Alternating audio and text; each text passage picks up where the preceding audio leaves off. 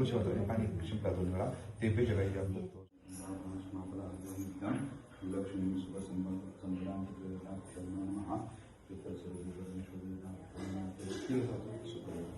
तिरोदकम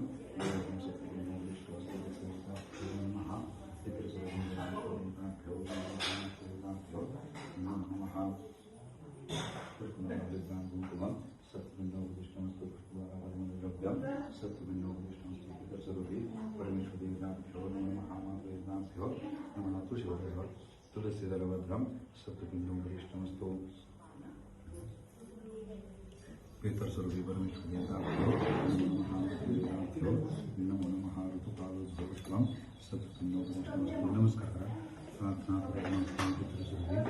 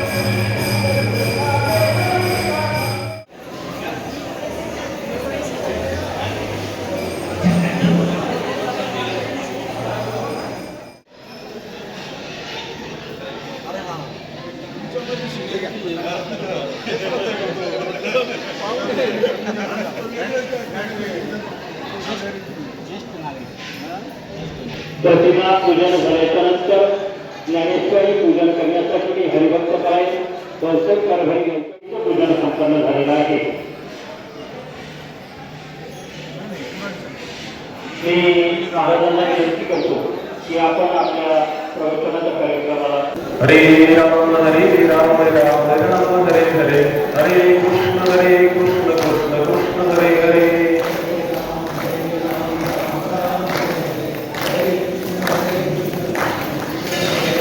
हरे राम राम राम हरे हरे हरे कृष्ण कृष्ण कृष्ण हरे हरे.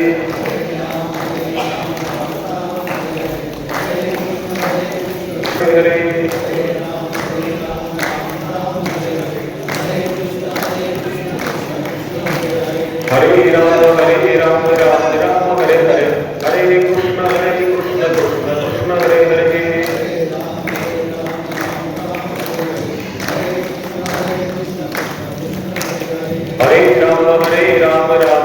हरे हरे हरे कृष्ण कृष्ण कृष्ण हरे हरे.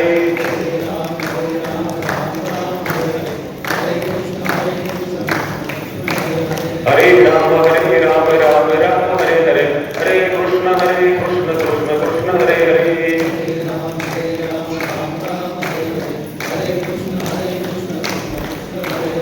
हरे हरे. हरे राम हरे हरे हरे कृष्ण कृष्ण कृष्ण हरे हरे.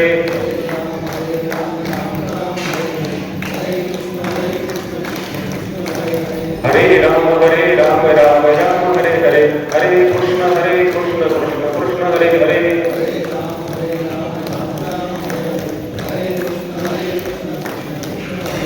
हरे राम हरे हरे हरे कृष्ण कृष्ण कृष्ण हरे हरे.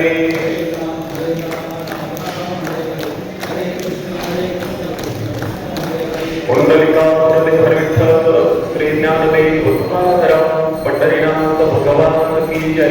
स्वामी ज्ञानेश्वर महाराज की जय. जगद्गुरु तुकाराम महाराज की जय. बाबाजी चैतन्य महाराज की जय. वक्रतुंड महाकाय सूर्यकोटि समप्रभ निर्विघ्नं कुरु मे देव सर्वकार्येषु सर्वदा.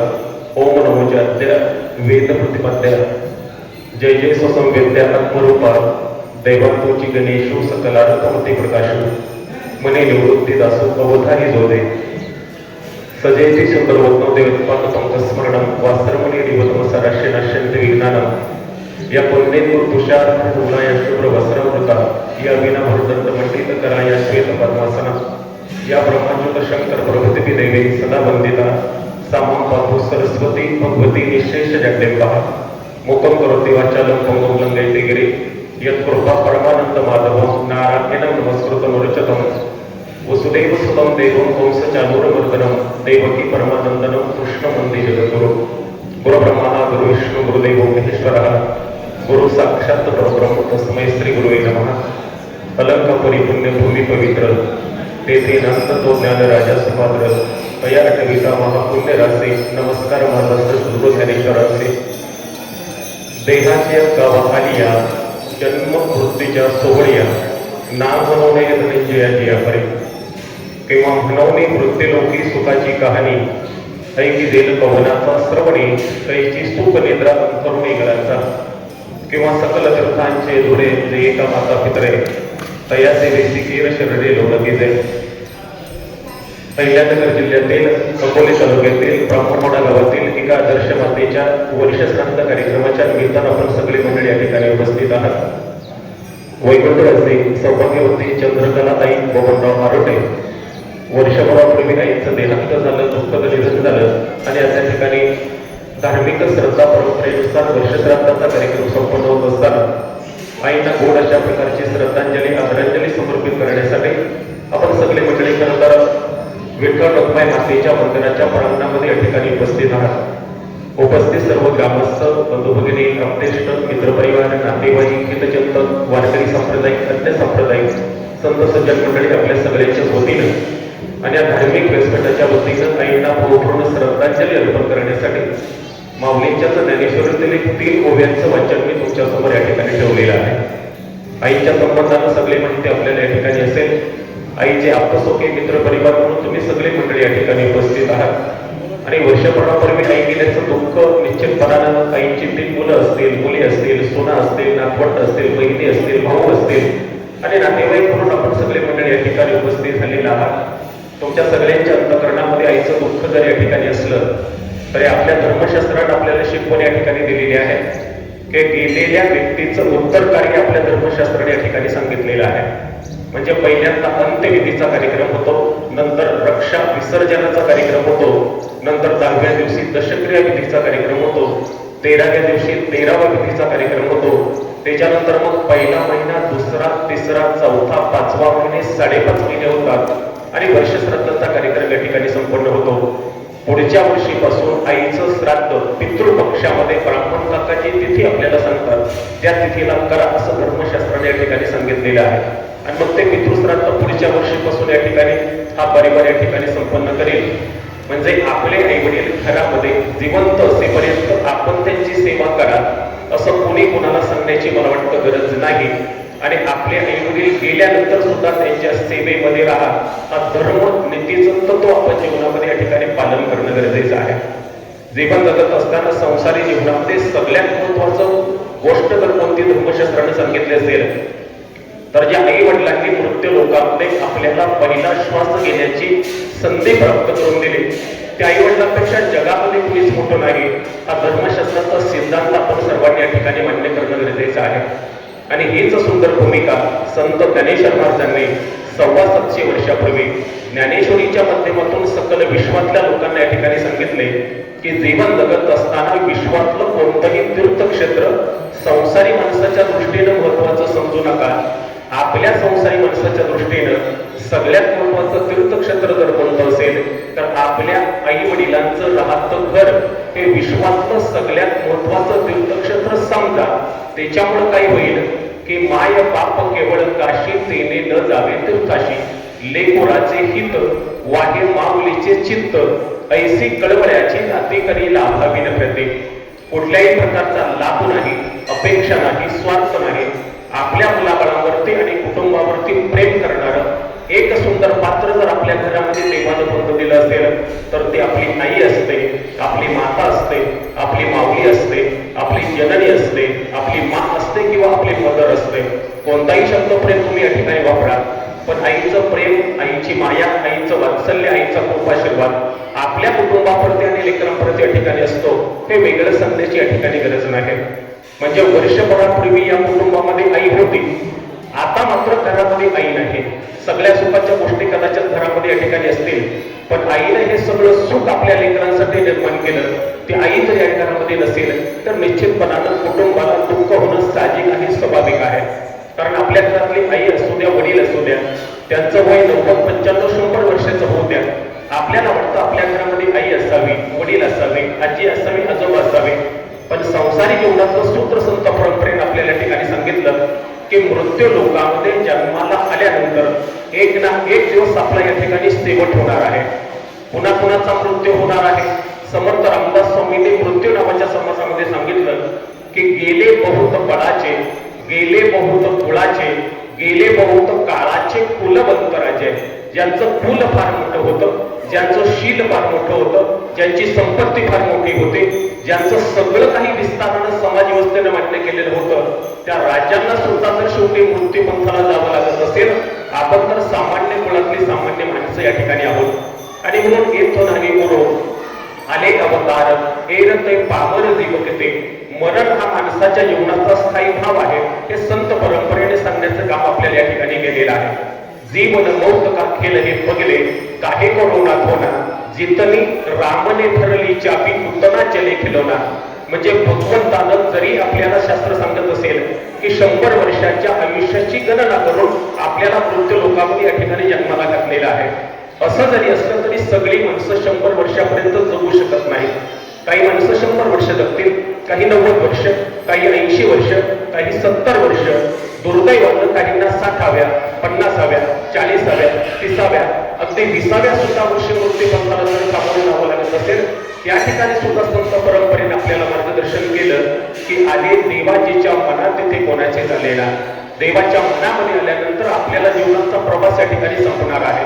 आपल्या बाबतीमध्ये हे घडतं का?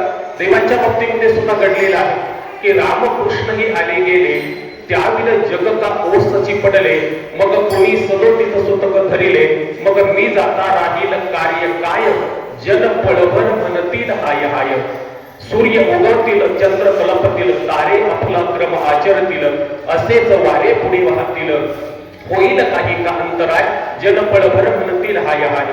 जन हे सुखाचे दिल्या घेतल्याचे, येथ मनुष्याचे काय आहे. कल्पना करा आपल्या संसारामध्ये आपलं नेमकं या ठिकाणी काय आहे. जीवन जगत असताना देह हे काळाचे, धन कुबेराचे, येथ मनुष्याचे काय आहे. आपल्या जीवनामध्ये शास्त्र स्वरूपाचं काय आहे. यासाठी संत परंपरेने आपल्याला मार्गदर्शन केलं की बाबांनो, 84 लक्ष योनींचा प्रवास संपल्यानंतर देवानं तुला मृत्यू लोकामध्ये मानवी जन्माला या ठिकाणी घातलेला आहे. मग माणूस म्हणून देवानं जर आपल्याला या ठिकाणी जन्माला घातलं असेल तर एक आचारसंहिता प्रत्येक माणसाने जीवनामध्ये पाळली पाहिजे की किमान पक्षी माणसानं माणसाशी माणसाप्रमाणे वागण्याचा संकल्प जीवनामध्ये या ठिकाणी करणं गरजेचं आहे. आणि तो संकल्प जर आपल्या जीवनामध्ये या ठिकाणी केला तर आपलं घर नुसतं घर राहणार नाही, घराचा स्वर्ग होईल, घराचं वैकुंठ होईल, घराचं मंदिर होईल.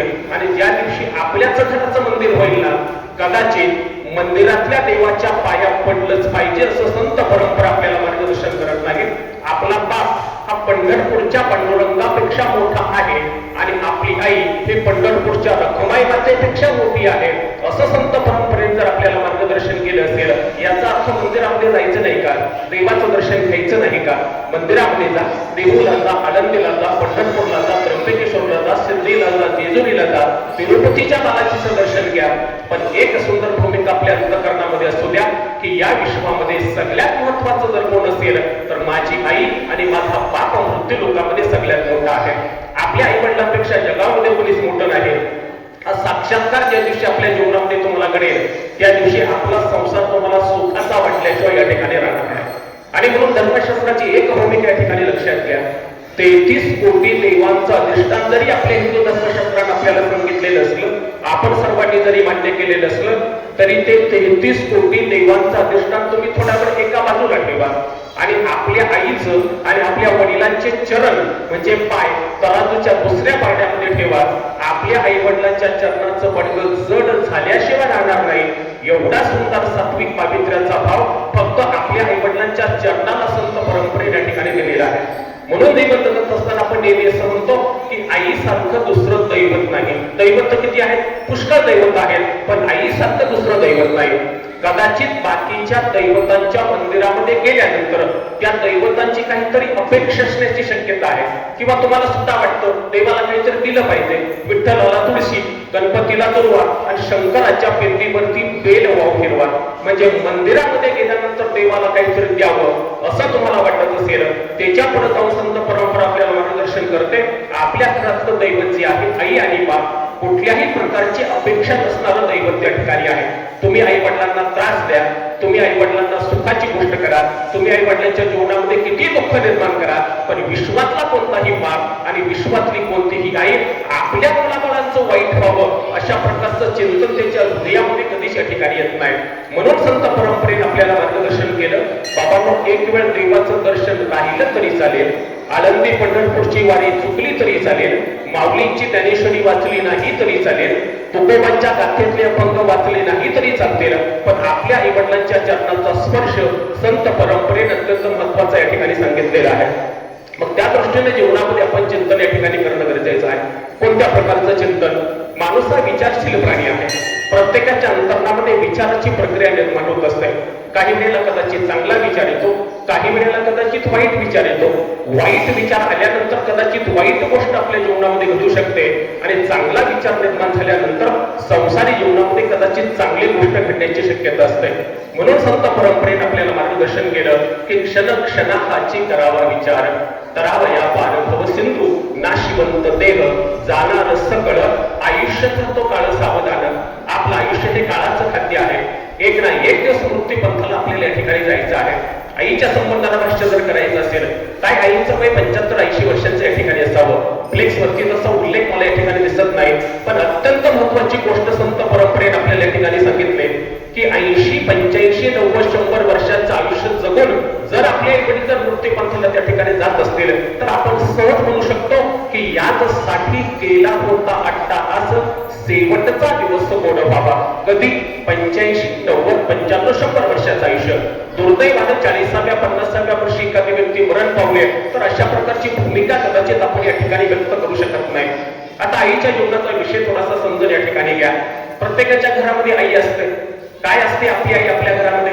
आपली आई आपल्या घराचा श्वास आहे, आपली आई आपल्या घराचा विश्वास आहे, आपली आई आपल्या घराचं प्रेम आहे, आपली आई आपल्या घराचं पावित्र्य आहे, आपली आई आपल्या घराचं मांगल्य आहे, आपली आई आपल्या घराची श्रद्धा आहे, आपली आई आपल्या घराची भावना आहे, आपली आई आपल्या घरातलं देवघर आहे.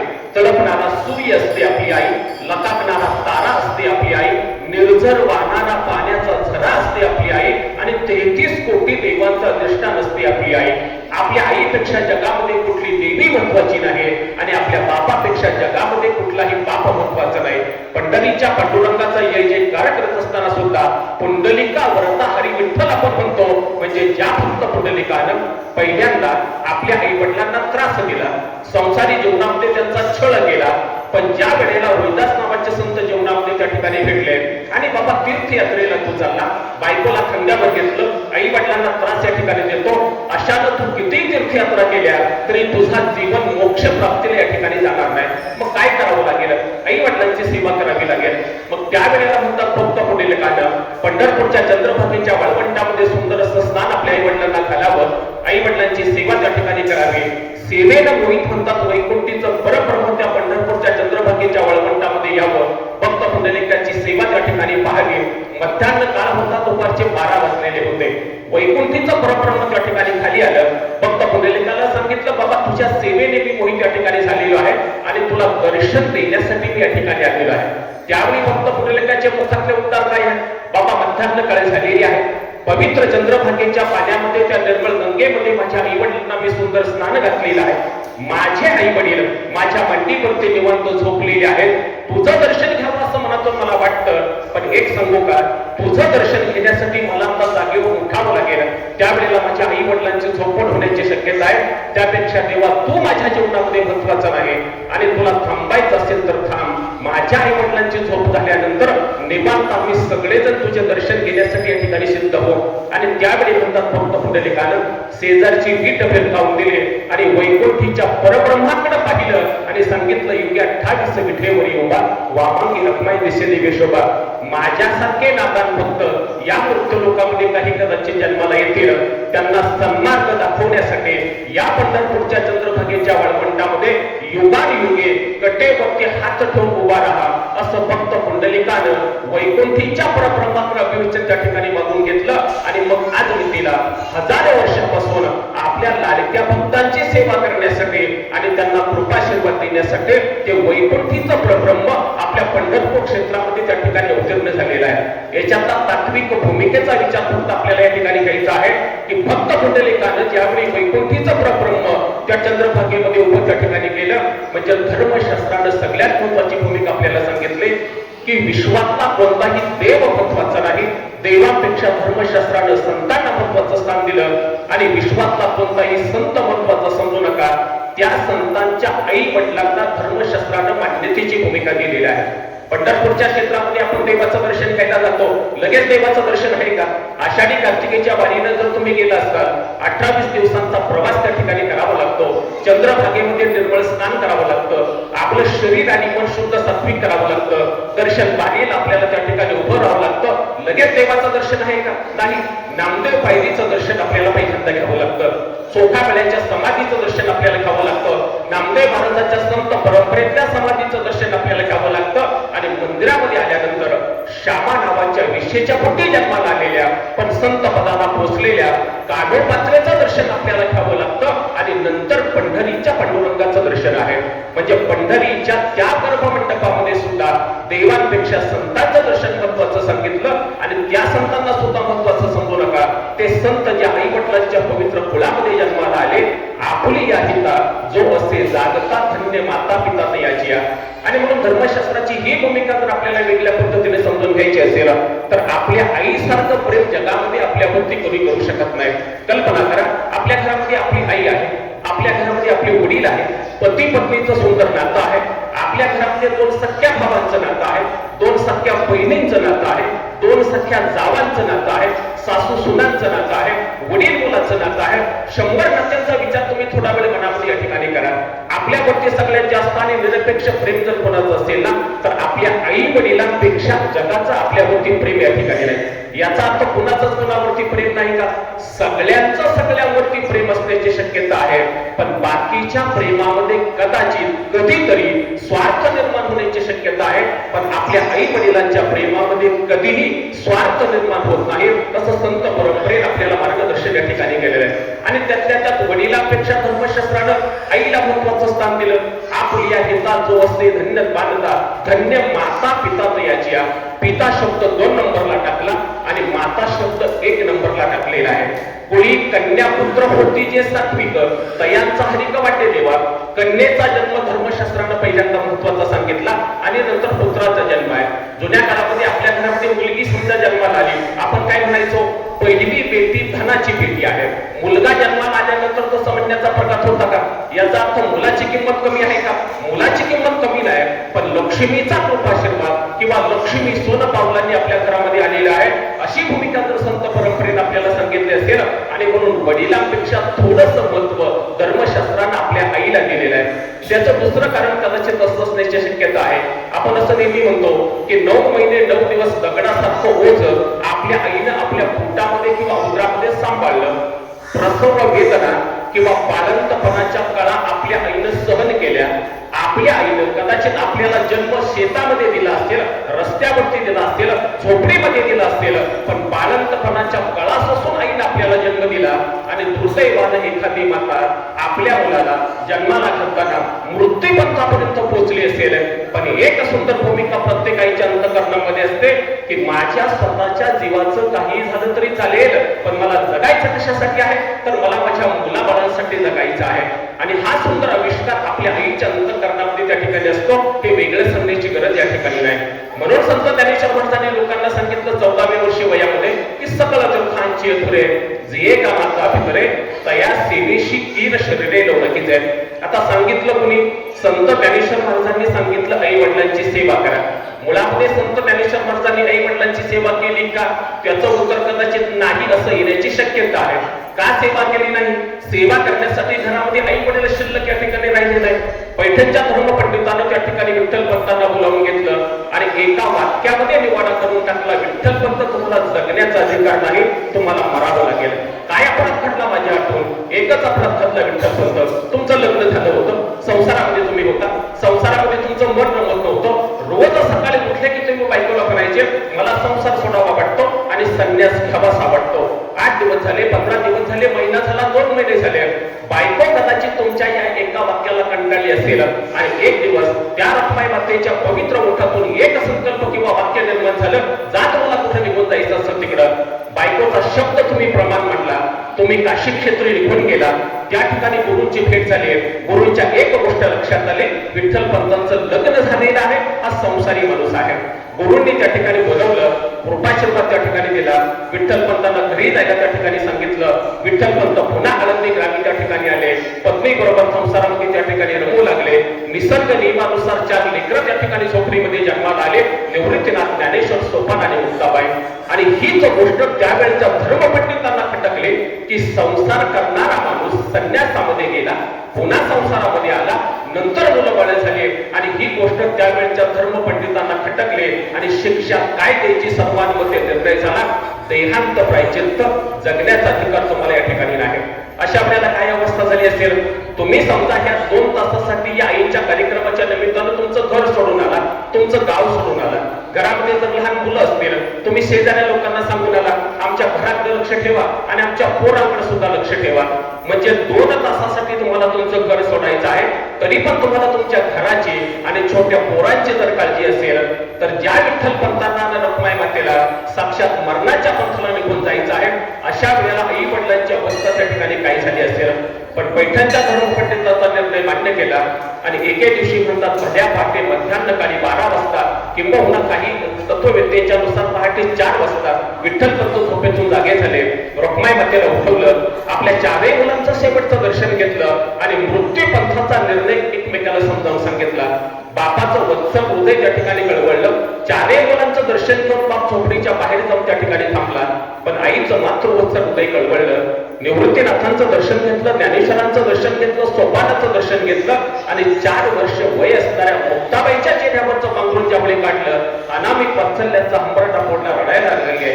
काय होईल माझ्या मुलीचं, काय मुक्तीचं होईल?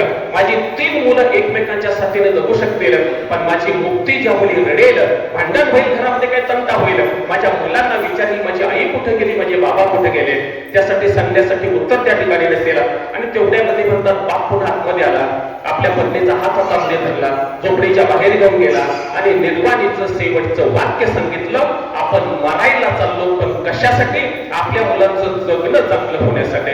आता याच्यातला तात्विक अर्थ लक्षात घ्या.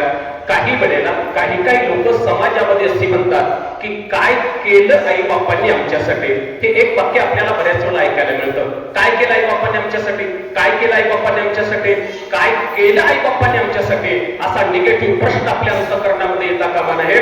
उलट प्रश्न निर्माण झाला पाहिजे, काय केलं नाही आई बापांनी आमच्यासाठी. काय करतात आई वडील आपल्यासाठी? ज्ञानेश्वर महाराजांचं उदाहरण तुमच्या डोळ्यासमोर आहे.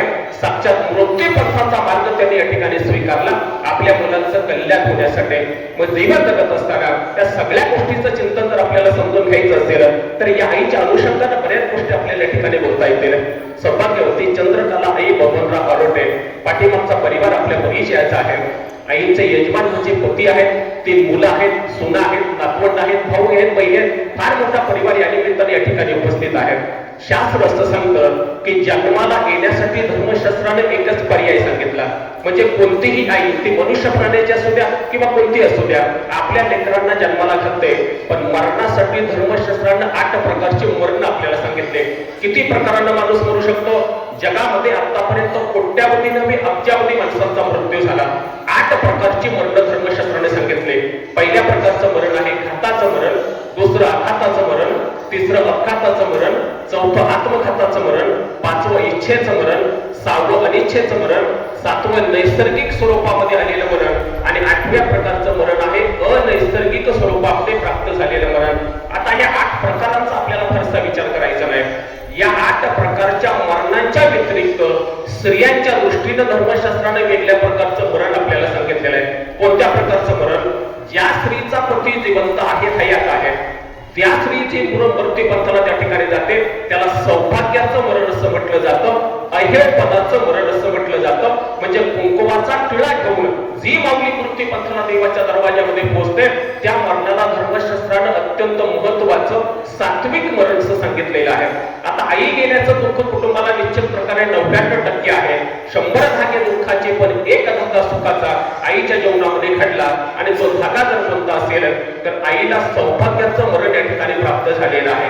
कुंकू घेऊन किंवा सौभाग्याचा टिळा घेऊन आई मरणाच्या देवापर्यंत त्या ठिकाणी पोहोचलेलं आहे. आणि म्हणून आपल्या हिंदू धर्मशास्त्रामध्ये असं आपल्याला सांगितलं, आवाज येतोय का? थोडा कमी करण्याचा आवाज, कोणते आवाज? प्रत्येक स्त्री आपल्या घरातली आई असेल, बहीण असेल, मुलगी असेल, कोणी असू द्या, जिचं लग्न झालेलं आहे, ती सकाळी उठल्यानंतर काय करावं? स्नान संध्या करावी, देवाऱ्यातल्या देवांचं पूजन करावं आणि बाहेर अंगणामध्ये असलेल्या तुळशी वृंदातल्या तुळशीला पाणी घालत असताना ती सौभाग्यवती स्त्री देवाजवळ एक मागणं मागत असते. कोणत्या प्रकारचं मागणं? की अहे व मरण दे रे मला देवराया, तळ हातावर कुंकू लेतील आया बाया, अहेव नार गेली तिच्या नाकामध्ये नथ आणि भरताराच्या आधी चालली टंका देत. भरताराच्या आधी म्हणजे आपल्या मालकाच्या आधी, आपल्या नवऱ्याच्या आधी. अशा स्त्रीच्या मृत्यूमध्ये काय केलं जातं अंत्यविधीमध्ये? की गावातील वाजंत्री मंडळी त्या ठिकाणी पाचारण केली जातात. घटना दुःखाची असू द्या पण एक धागा आईच्या जीवनामध्ये महत्वाचा घडला, सौभाग्याचं मरण आईला त्या ठिकाणी प्राप्त झालेलं आहे. म्हणजे मंगलमय वाद्य वाजवीत वाजवीत वाजवीत त्या आईची प्रेत यात्रा किंवा यंत्रयात्रा त्या ठिकाणी निघते आणि वैकुंठ भूमीमध्ये अंत्यसंस्कार विधी त्या ठिकाणी केला जातो. लोकगीतामध्ये स्पष्ट असा उल्लेख त्या ठिकाणी आहे. ती स्त्री देवाकडे मागणं मागते. काय प्रकारचं मागणं? की सूर्य नारायणा नित्य नेमानं उगवा आणि माझ्या कपाळीचं कुंकू 7 जन्म टिकावा. काय केलं मी आयुष्यामध्ये?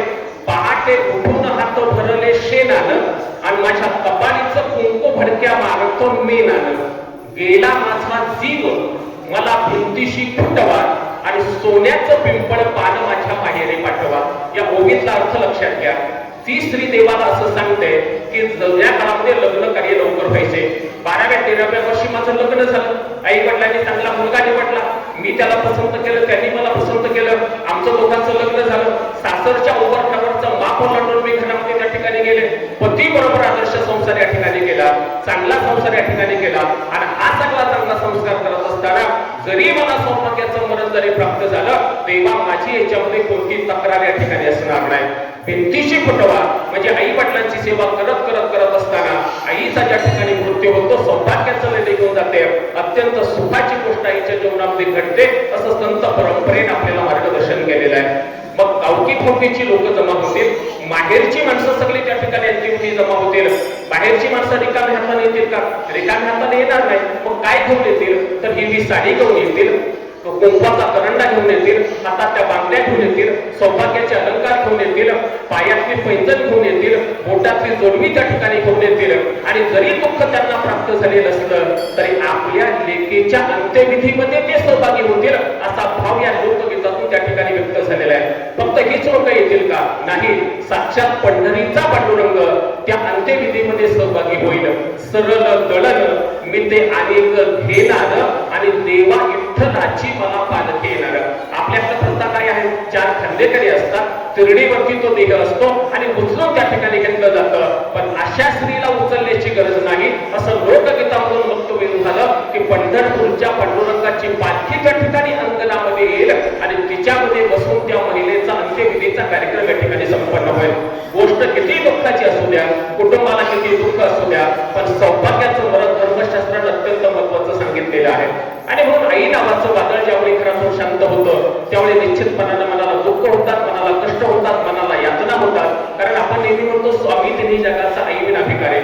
एखाद्या माणसानं तिन्ही जग पायाखाली घालू द्या, कोट्यावधी अब्जावधी रुपयाची प्रॉपर्टी तिच्या घरामध्ये असू द्या, पण आपली आई आणि आपला बाप यांच्यापेक्षा जगामध्ये कुणीच मोठं नाही. तुम्ही किती मोठे व्हा, सत्तेने मोठे व्हा, संपत्तीने मोठे व्हा, पैशाने मोठे व्हा, विद्वत्तेने मोठे व्हा, पण एक वाक्य प्रवचनाची मध्यवर्ती संकल्पना लक्षात घ्या. आपण कितीही मोठे झालो तरी आपण कधीही आपल्या आईपेक्षा मोठं होऊ शकत नाही आणि आपण आपल्या बापापेक्षा मोठं होऊ शकत नाही. म्हणून म्हटलं जातं की प्राण ज्योती तुझी विजली आई, पण प्रकाश नाही विजला ग, तू वसताना दरवळलेला सुगंध नाही सरला ग. आई तू अन्नामध्ये लावलेलं झाड कधी गेलं नाही, आई तू कडेवर घेतलेलं लेकरू कधी रडलं नाही, आई तुझ्या अन्नामध्ये आलेलं कधीच कोणी गेलं नाही उपाशी, आणि त्याच पुण्याई व्रतातो आज आम्ही साधतो तुपाशे. ही आई वडिलांची पुण्याई, ही आई वडिलांचा कृपाशीर्वाद, ही आई वडिलांचं स्वामित्व आणि आई वडिलांचा सहवास जोपर्यंत आपल्या घरामध्ये असतो त्यावेळी सगळ्या सुखाच्या गोष्टी घरामध्ये या ठिकाणी घडत असतात. म्हणून संत ज्ञानेश्वर महाराजांनी आपल्याला सांगितलं की बाबांनो आई वडिलांची सेवा केली पाहिजे. आता कोणत्या पद्धतीने सेवा करायची? श्रावण मानानं आई वडिलांची सेवा केली तशा पद्धतीने आज आपण करू शकत नाही. फक्त पुंडलिकाने आई वडिलांची सेवा केली तशा पद्धतीने आज आपण करू शकत नाही. प्रभू रामचंद्रानं आई वडिलांची सेवा केली तशाही पद्धतीने आज आपण आई वडिलांची सेवा करू शकत नाही. आता श्रावण बाळाची सेवा आपल्याला माहित आहे, भक्त पुंडलिकाची सेवा आपल्याला माहित आहे, पण प्रभू रामचंद्रानं आई वडिलांची सेवा नेमकी कोणती केली? लग्न झालं, बायकोला घेऊन दुसऱ्या दिवशी लगेच 14 वर्षाच्या वनवासाला गेले. मग सेवा करण्यासाठी राजवाड्यामध्ये ते हजरच नव्हते, तर प्रभू रामचंद्रानं आई वडिलांची सेवा नेमकी कोणती केली? रामायणाचा मतितार्थ या ठिकाणी लक्षात घ्या. दशरथ राजा होता, सम्राट होता, सेनापती होता. त्याच्या 3 पत्नी कौशल्या, सुमित्रा आणि कैकेयी. पुत्र कामेष्टी नावाचा यज्ञ झाला, बायकांना त्या ठिकाणी दिवस गेले. डोहाळ जेवणाच्या निमित्तानं किंवा काय इच्छा आकांक्षा पुरवण्याच्या निमित्तानं दशरथ राजा एकेकीच्या महालामध्ये त्या ठिकाणी गेला आणि त्या वेळेला म्हणतात कैकेयी मातेनं रुसण्याचं नाटक केलं होतं. माझा यजमान, माझा नवरा, माझा धनी माझ्या महालामध्ये या ठिकाणी आलेला आहे, आता काहीतरी वेगळं मागायचं असा निश्चय म्हणतात कैकेयी मातेनं त्या ठिकाणी केला. रडण्याचं नाटक केलं. दशरथ राजा मंचकावरती बसला, आपल्या पत्नीचा हात हातात घेतला. कैकेयी मातेनं दशरथ राजाच्या डोळ्यामध्ये पाहिलं आणि मुलं जन्माला येण्याच्या आधी एक वरदान आपल्या नवऱ्यानं मागितलं होतं. ते वरदान असं होतं की ज्येष्ठाशी घालावे दुरी वनांतरा, कनिष्ठाशी द्यावा राज्यपट.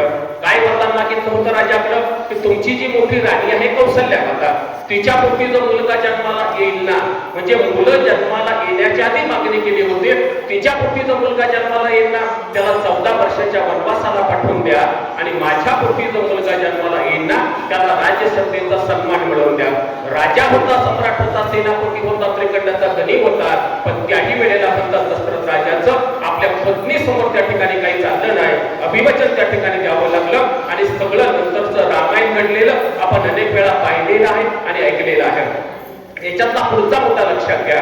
प्रभू रामचंद्रांनी फक्त एक वाक्य त्या ठिकाणी राजवाड्यामध्ये उच्चारलं असतं की माझी स्वतःची कौशल्या माता माझी सख्खी आई आहे आणि कैकेयी माता माझी सावत्र आई आहे, तिची अपेक्षा मी पूर्ण करणार आहे किंवा तिच्या शब्दाचं मला काही घेणं देणं नाही, तर कदाचित 14 वर्षांचा वनवास प्रभू रामचंद्रांचा टाळला असता.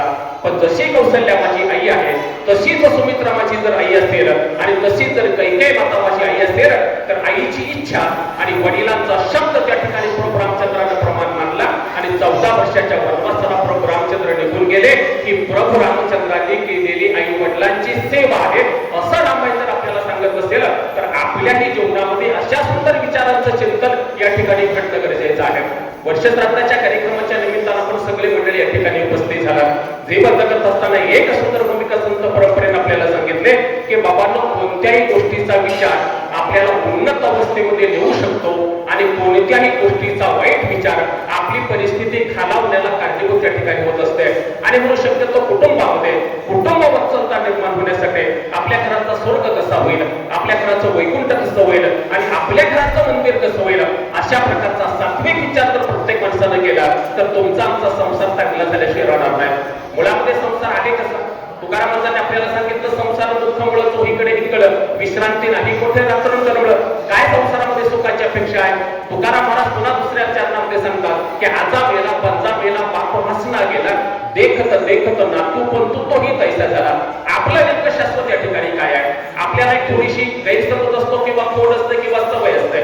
पाहुणे वगैरे घरामध्ये आले, आपण म्हणतो हे घर माझं आहे, हा बंगला माझा आहे, ही गाडी माझी आहे, ही विहीर माझी आहे, ही जमीन माझी आहे, ही इस्टेट माझी आहे, ही सत्ता माझी आहे, ही संपत्ती माझी आहे. मान्य आहे सगळं तुझं आहे, पण हे तुझ्या आधी कुणाचं होतं? आपल्या वडिलांची जमीन होती, इस्टेट होती, वडिलांची तरी होती का?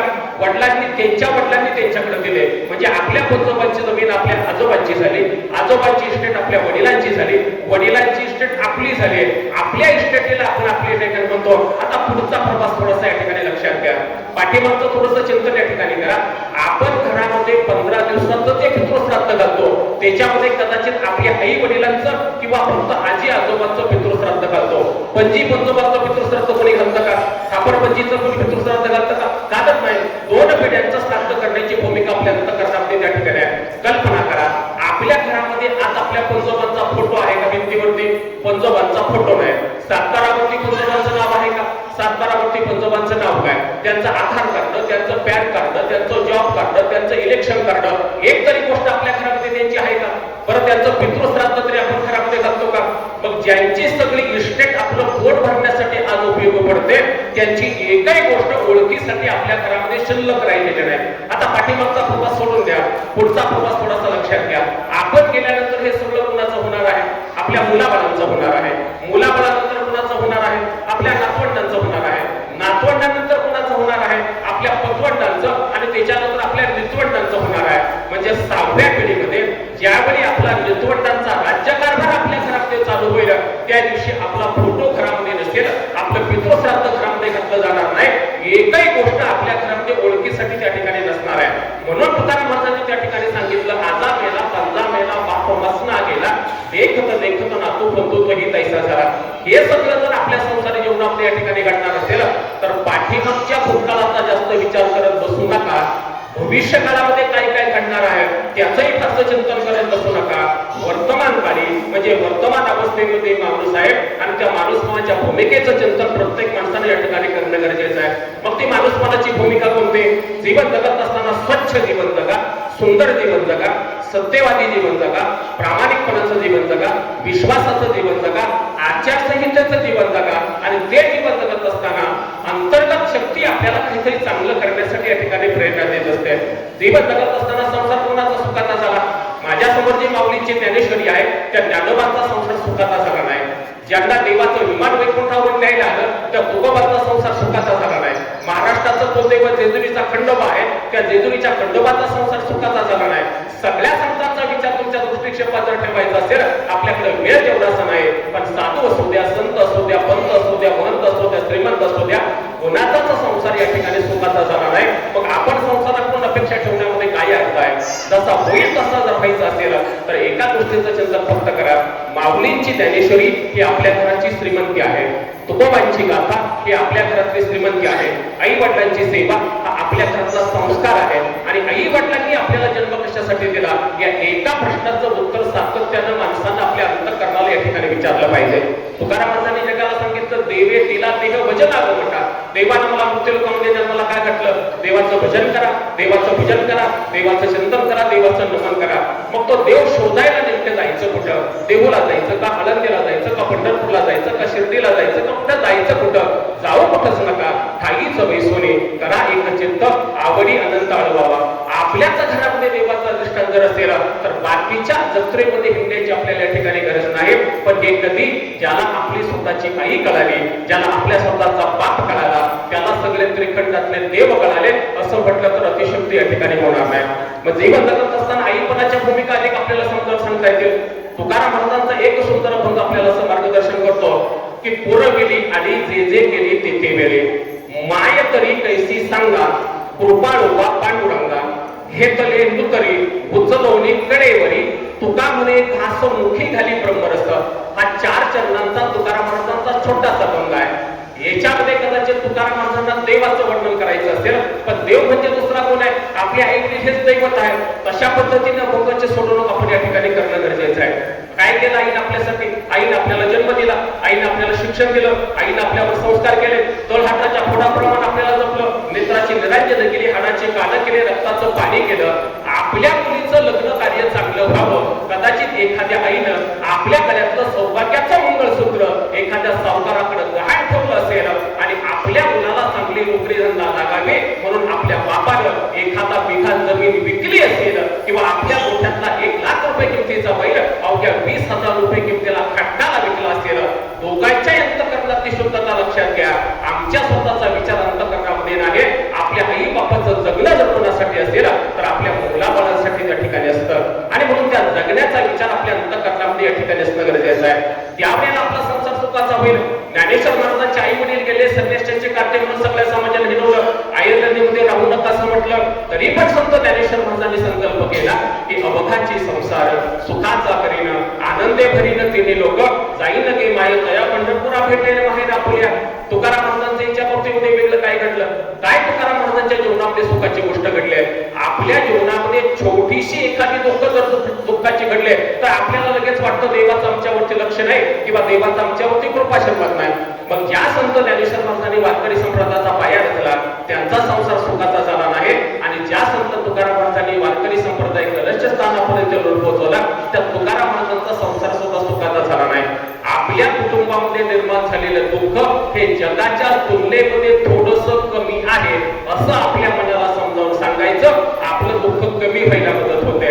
आता कुटुंबातले सदस्य काही म्हणत असतील वर्षभरामध्ये हे आईला थोडंफार आजारपणाचं दुखणं आलं नसतं तर आमची आई कदाचित आमच्यामध्ये अजून 10 वर्ष 15 वर्ष या ठिकाणी राहिली असते. काही वय फारसं नव्हतं 75-70 वर्षाचा आपण वय या ठिकाणी 75 जीवन जगत असताना त्या सगळ्या भूमिकेचा विचार संत परंपरेने सांगितला की बाबांना वयाचं महत्व कोणत्याही संत परंपरेने आपल्याला सांगितलं नाही.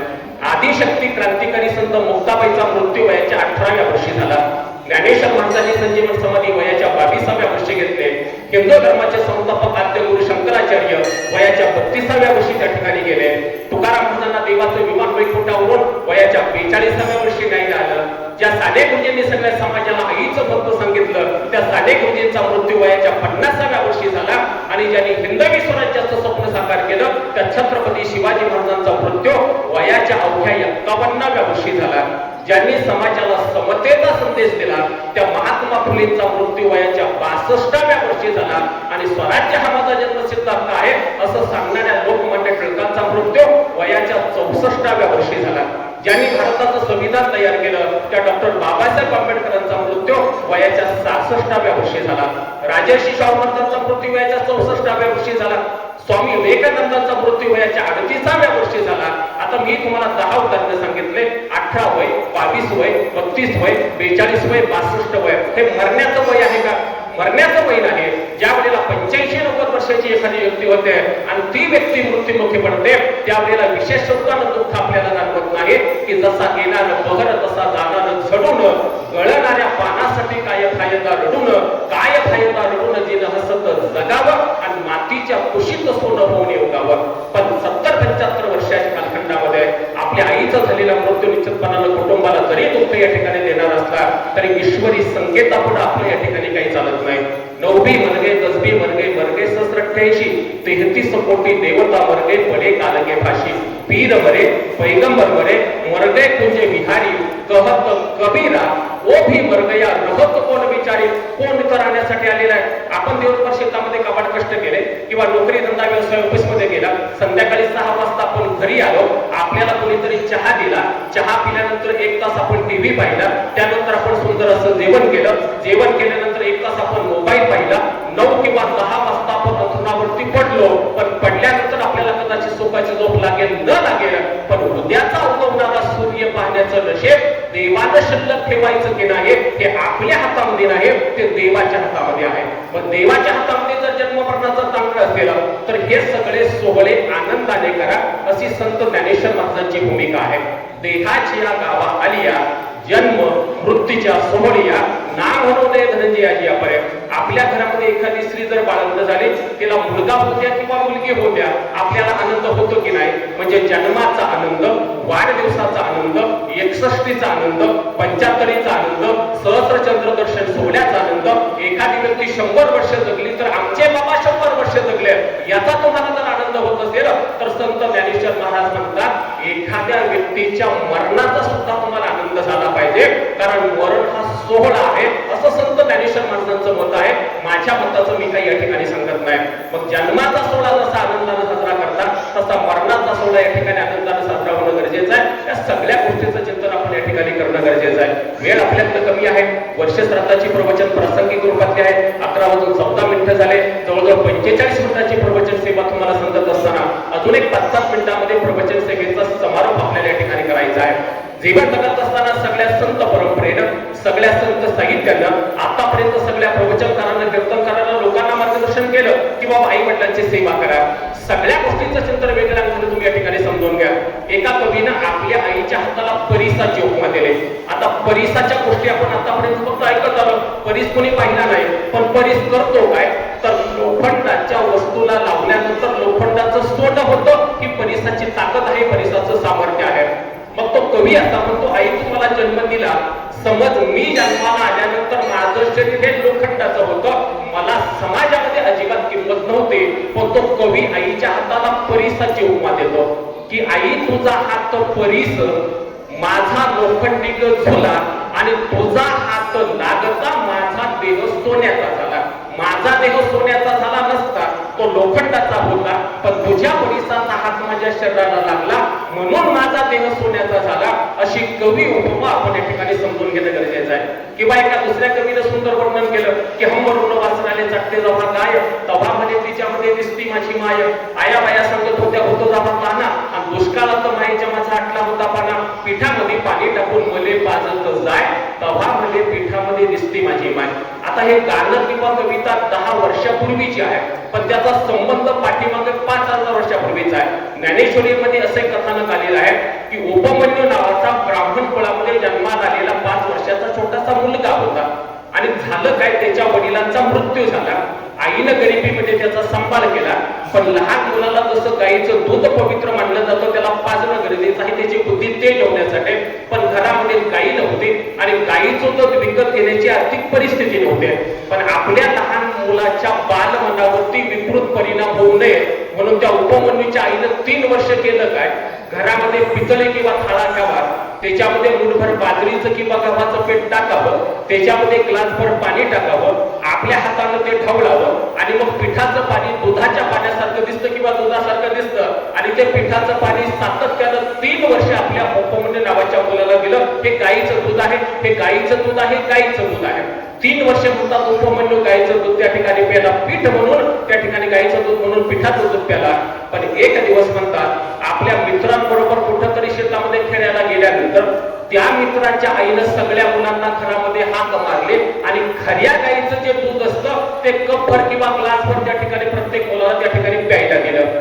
उपमन्यू तो दूध पिला, घरी आला, आपल्या आईला एक सात्विक प्रश्न विचारला, आई तुम्हाला 3 वर्ष सातत्याने जे दूध देत होते त्या दुधाची चव मला वेगळी लागते आणि आज माझ्या मित्राच्या घरी ज्या वेळेला मी गेलो त्या ठिकाणी त्याच्या आईने जे दूध दिलं त्याची चव मात्र वेगळी आहे. आईला सगळा प्रकार समजला की खऱ्या गाईचं दूध आपल्या उपमन्यूने आज पिलेलं आहे आणि म्हणून आपलं भांड उघडं पडलेलं आहे.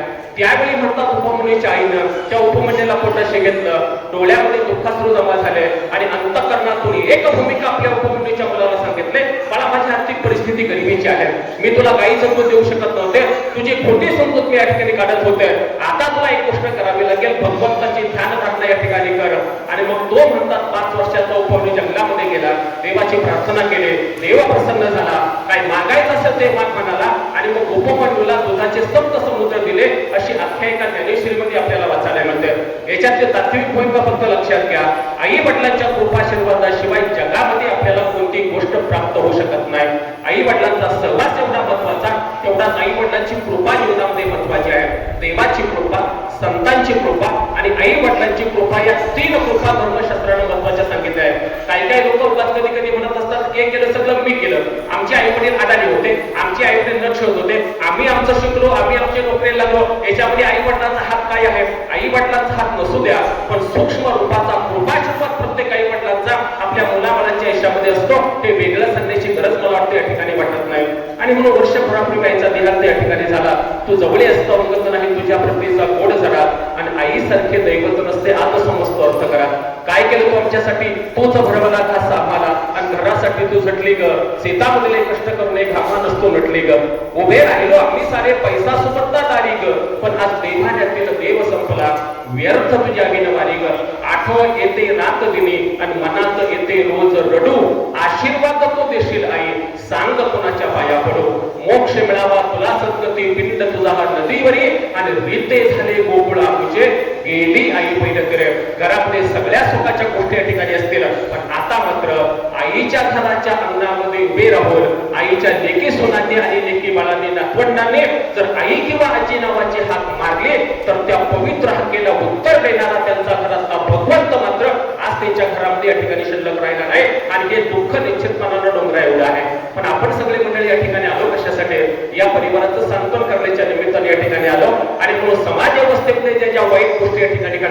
त्या गोष्टी पाहिल्यानंतर आपल्या एक गोष्ट या ठिकाणी लक्षात आल्याशिवाय राहत नाही, भगवंतांना आपल्या जीवनामध्ये फार काही दुःख या ठिकाणी दिलं नाही.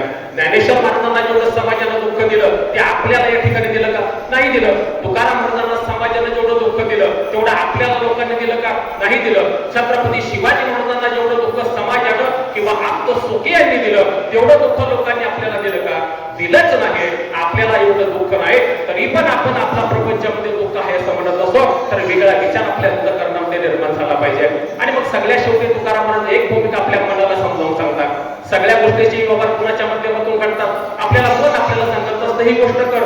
आणि म्हणून संत तुकाराम महाराजांनी मनाला उपदेश केला, नको नको मना गुंतू माया जाळे, काळ आला नवले घासावया, काळाची निवडी पडेल बाजेव्हा, सोड विना तेव्हा माय बाप, सोड विना राजा देशीचा तो घरे, आणि कसोयरी भरे भरे तुका म्हणे तुझं सोड विना कोणी एका चक्कर पाणी वाचवूया.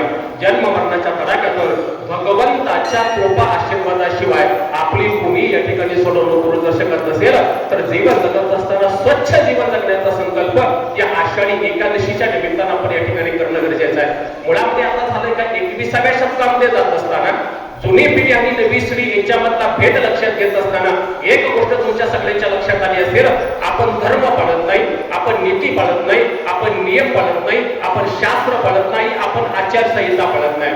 म्हणण्यापुरती आपण माणसं आहोत, पण प्रत्येक माणसानं आपल्या अंतःकरणाला विचारा, माणसासारखं आपलं वागणं आहे का? 99% लोकांचं उत्तर नाही असण्याची शक्यता आहे. कारण शास्त्रानं आपल्याला काय सांगितलं, आपला जन्म जर महाराष्ट्रामध्ये झालेला असेल, त्यातल्या त्यात पुणे जिल्ह्यामध्ये झालेला असेल, त्यातल्या त्यात ज्ञानोबा तुकोबांच्या पवित्र भूमीमध्ये झालेला असेल, आणि जी ज्ञानेश्वर महाराजांनी ज्ञानेश्वरी सांगितले ते आपल्याच अहिल्यानगर नावाच्या जिल्ह्यामध्ये सांगितले. नेवासा नावाचा तालुका एक खांब पाठीमागे होता. खांबाला टेकून संत ज्ञानेश्वर महाराजांनी बसावं, मेलेल्या माणसाला जिवंत करावं आणि सच्चिदानंद बाबा आदरे लेखकू जाणला. सच्चिदानंद बाबांना जिवंत केलं. ते म्हटले मला आता काहीतरी काम द्या. संत ज्ञानेश्वर महाराज म्हटले मी ज्ञानेश्वरी सांगतो, तुम्ही लिहून घेण्याचं काम करा. पाठीमागे खांब होता, त्या ठिकाणी मंदिर नव्हतं. खांबाला ज्ञानेश्वर महाराजांनी पाठ टेकावी आणि एक एक ओवी त्या ठिकाणी सांगावे. आता एक वाक्य फक्त मला सांगायचं लक्षात घ्या, खांबाकडे ज्ञानेश्वर महाराजांनी पाहिलं नाही, खांबाला पाठ दिली. आता पाठ करणं म्हणजे काय? थोडक्यात दुर्लक्ष करणं. काही काही लोक म्हणतात आमचे 100 नातेवाईक आहे पण 25 नातेवाईक काही कामाचे नाही, त्यांनी आमच्याकडे पाठ केलेली आहे म्हणजे आमच्याकडे दुर्लक्ष केलेलं आहे, तेही आमच्याकडे येत नाही, आम्ही त्यांच्याकडे जात नाही. मग पाठीमागं खांब आहे, खांबाला ज्ञानेश्वर महाराजांनी पाठ टेकवली म्हणजे खांबाकडे दुर्लक्ष केलं असं मराठी व्याकरण लक्षात घ्या. आणि समोरच्या लोकांना ज्ञानेश्वरी सांगितले. ज्या खांबाकडे ज्ञानेश्वर महाराजांनी पाठ केली, दुर्लक्ष केलं, त्या खांबासाठी नेवासी तालुक्यामध्ये मंदिर उभं राहिलं. खांबाकडे पाठ केली, खांबाकडे दुर्लक्ष केलं, त्या खांबासाठी नेवासी तालुक्यामध्ये जर मंदिर उभं राहिलं असेल तर ज्या ज्ञानेश्वर महाराजांनी पुढच्या बसलेल्या लोकांना ज्ञानेश्वरी सांगितले, आपल्यासाठी समाजानं काय केलं पाहिजे आणि आपल्यासाठी जीवनामध्ये नेमकं काय झालं पाहिजे याचं चिंतन प्रत्येक माणसाने या ठिकाणी करणं गरजेचं आहे. तरच आपला संसार या ठिकाणी सुखाचा होईल. आणि संसार पैशानं कधी सुखाचा होत नाही, संसार सत्तेने कधी सुखाचा होत नाही, संसार संपत्ती इष्टेने कधी सुखाचा होत नाही. आपल्या अंतरंगामध्ये समाधान नावाची गोष्ट या ठिकाणी जागृत झाल्याशिवाय कोणत्याही माणसाचा संसार या ठिकाणी सुखाचा होत नाही. जनाबाईचा संसार सुखाचा झाला. काय सुखाचा झाला? देवाला शिव्या देण्यापर्यंत जनाबाईची म्हणतात मदत गेले. कोण होती जनाबाई? विदर्भ मराठवाडा प्रांतामध्ये जन्माला आलेली जनाबाई. आई वडिलांना त्या ठिकाणी संगोपन करणं कदाचित कठीण होईल असं वाटलं. पंढरपूरच्या पांडुरंगामध्ये त्या ठिकाणी गेले.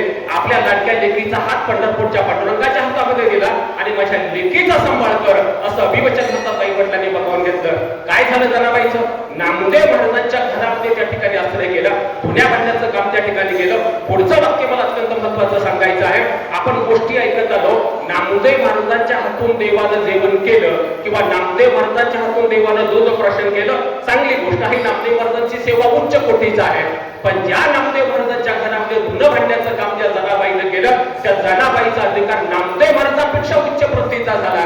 देवाच्या दरवाजामध्ये किंवा अंगणावर उभे राहिली संत जनाबाई, उभे राहून अंगणी शिव्या दिली. अशा पद्धतीचे वचन मला आठवत नाही पूर्णपणानं. शिव्या दिल्या त्या ठिकाणी देवाला. काय शिव्या दिल्या? तुझ्या दरवाजामध्ये न्याय राहिला नाही देवा. तू चांगल्या लोकांना त्रास देतो आणि वाईट लोकांना चांगलं म्हणतो. पुण्यवंत पाताळ लोकी नेला, दरिद्रीत भाग्यवंत केला, चोरट्याचा बहुमान वाढविला, कीर्तिमानाचा अपमान केला, धुंद झाला तुझा दरबार. काय तुझ्या दरवाजामध्ये न्याय आहे देवा? तुझा दरबार या ठिकाणी धुंद झाला.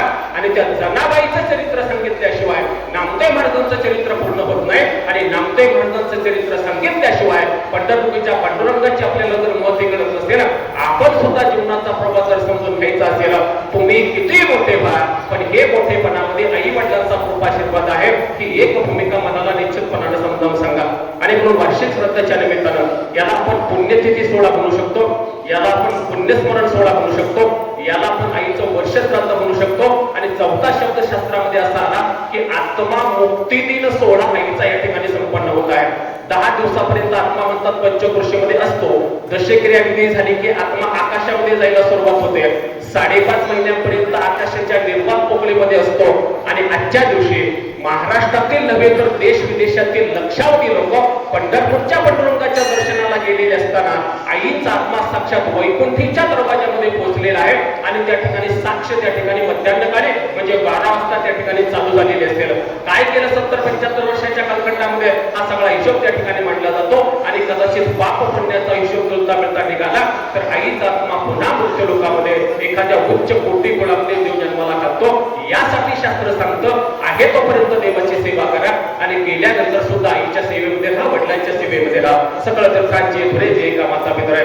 मग या सगळ्या गोष्टीचं चिंतन समजून घेत असताना एक संकल्प जीवनामध्ये व्यक्त करा की जेणे हे जीवन दिले दान तयाचे करील चिंतन जगत जीवन नारायण काहीन गुण तयाचे. मृत्यू लोकांमध्ये देवानं आपल्याला ठिकाणी जन्माला घातलं. चांगल्या गोष्टीचं चिंतन करा, चांगल्या गोष्टीचा विचार करा, आई वडिलांची सेवा करा, बायका मुलावरती प्रेम करा, निस्वार्थी जीवन जगण्याचा प्रयत्न करा, निर्व्यसनी जीवन जगण्याचा प्रयत्न करा. आणि भगवंत कुणाच्याही जीवनामध्ये विनाकारण सुखही देत नाही आणि विनाकारण कुणाच्या जीवनामध्ये दुःखही त्या ठिकाणी देत नाही.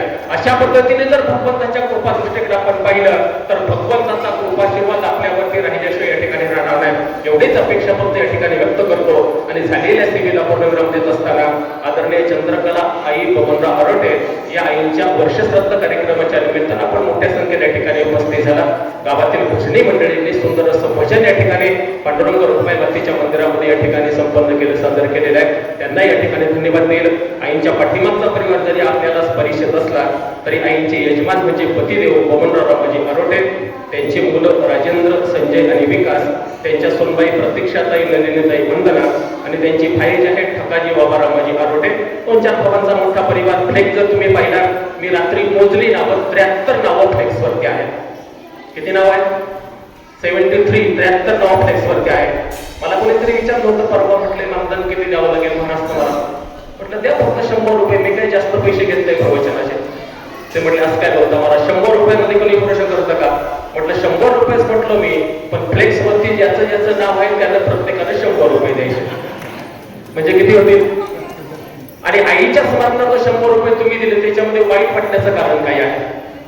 मी काही कोणी लफंगा नाही, फकीर नाही, जादूगार नाही, काही नाही. महाराज म्हणून तुम्ही मला या ठिकाणी बोलवलं. प्रत्येकानं जर ज्ञानेश्वरीचं दर्शन घेत असताना 100 रुपये ठेवले तर 7,300 रुपये या ठिकाणी होतात. आता ते जर तुम्हाला लई वाटत असतील तर आईंना सुद्धा 3 आहेत. आणि महाराष्ट्रामध्ये आजही लाडकी बहीण योजना चालू आहे. 15-45 4,500 रुपये होतात. तेवढे दिले तर मी काही नाही म्हणणार नाही. ते लई वाटत असतील तुम्हाला तर आता सध्या महाराष्ट्रामध्ये सरकार 3 पक्षांचं आहे. एवढे 3,000 तरी आहे. मी पैसे मागायला आलो या ठिकाणी, पैसे मागत नाही, पण तुम्ही विचारल्यानंतर मला सांगावं लागतं काहीतरी आकडा. आणि मग आकडा सांगण्यापेक्षा असं वेगळं सांगितलं लोकांना पटतं, द्यायचे ते देतात. पैसे कमवण्यासाठी महाराष्ट्रातला कोणीच माणूस महाराज झालेला नाही. कितीही कमी द्या मी काही म्हणणार नाही आणि कितीही जास्त द्या मी नाही म्हणणार नाही. कारण पैशाची एनर्जी भारतामध्ये आहे असं कोणताच माणूस नाही. काहींना बुंदीची एनर्जी असते, काहींना चहाची एनर्जी असते, काहींना कॉफीची एनर्जी असते, काहींना उन्हाची एनर्जी असते, काहींना धुळीची एनर्जी असते, काहींना माणसाची एनर्जी असते, काहींना नातेवाईकांची एनर्जी असते, काहींना सासरवडीची एनर्जी असते, काहींना सख्या भावाची एनर्जी असते, काहींना सख्या जावेची एनर्जी असते. पण पैशाची एनर्जी आहे असा माणूस माझ्या वाचनामध्ये कधी या ठिकाणी आला नाही. पैसा सगळ्यांना पाहिजे ना. पैसा देवेंद्रला पाहिजे, देवेंद्र फडणवीस नाही म्हणत नाही पैशाला. पैसा नरेंद्रांना सुद्धा पाहिजे, नरेंद्र मोदी साहेब तेही पैशाला नाही म्हणत नाही. मग जिथं नरेंद्र पैशाला नाही म्हणत नाही, जिथं देवेंद्र पैशाला नाही म्हणत नाही, तिथं हा राजेंद्र तरी पैशाला नाही का म्हणेल? देणाऱ्याने देत जावे, घेणाऱ्याने घेत जावे. आईच्या स्मरणार्थ तुम्ही कितीही दिले तरी तुम्हाला जास्त दिले असं वाटणार नाही. आणि महाराजांना पैसे दिले असं जर तुमचं मन सांगत असेल तर थोडे दिले तर तुम्ही म्हणता महाराज आमचे पैसे घेऊन गेले.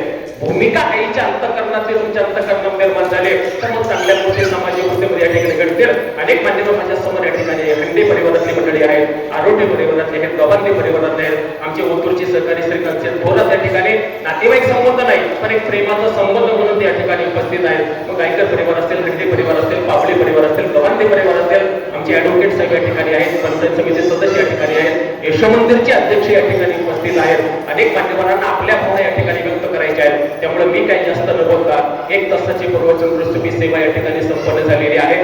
आईंना चंद्रकला आई मोहनराव ऑरटे या आईंना वर्षभरापूर्वी या ठिकाणी देहांत झाला.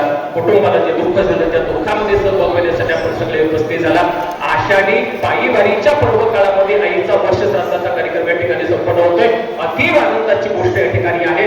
एक गोष्ट फक्त तुमच्या अंतःकरणामध्ये असेल, आमची आई गेली, त्याच्यातला भावनिक भाव जरी दुःखद असला पण नैसर्गिक भाव त्या ठिकाणी आईचा अंतःकरणात घ्या की अहेवपणाचं लेणं घेऊन आई देवाच्या दरवाजामध्ये गेली. आईचा जन्म सार्थकी लागला, आईचे आयुष्य सार्थकी लागलं, आईचा संसार सार्थकी लागला आणि आईचं मरण सुद्धा सार्थकी लागलं. तो का म्हणे एका मरणाची सरे आणि उत्तमची पुरी कीर्ती मागे, असं कीर्ती पाठीमागे ठेवून आई या ठिकाणी गेले. आणि वर्षश्राद्धाच्या निमित्तानं आपण सगळे मंडळी या ठिकाणी उपस्थित झाला. जास्त काही भाष्य न करता पुन्हा एकदा आपल्या सगळ्यांच्या वतीनं आणि या धार्मिक व्यासपीठाच्या वतीनं आईंना भावपूर्ण श्रद्धांजली या ठिकाणी समर्पित करतो आणि झालेल्या सेवेला या ठिकाणी पूर्णविराम देतो. पुंडलिका विठ्ठल श्री ज्ञानदेव तुकाराम पंढरीनाथ भगवान की जय. मौली ज्ञानेश्वर महाराज की जय. विठ्ठल विठ्ठल विठ्ठल.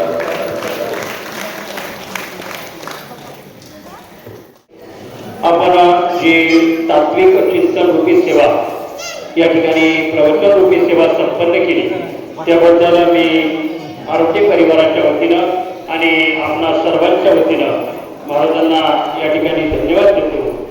मी या ठिकाणी महाराजांचा आरोग्य परिवाराकडून या ठिकाणी सन्मान होत आहे. तर मी आरोग्य परिवाराचे भाचे ॲडव्होकेट किसनराव हंडे यांना मी विनंती करतो की आपण आपल्या शुभ हस्ते महाराजांचा सन्मान करावा. आरोग्य परिवाराचे भाचे ॲडव्होकेट किसनराव हंडे नोटरी भारत सरकार यांना मी विनंती करतो की आपण महाराजांचा सन्मान करावा. यानंतर शब्दसमानाने या ठिकाणी काही श्रद्धांजली होणार आहे.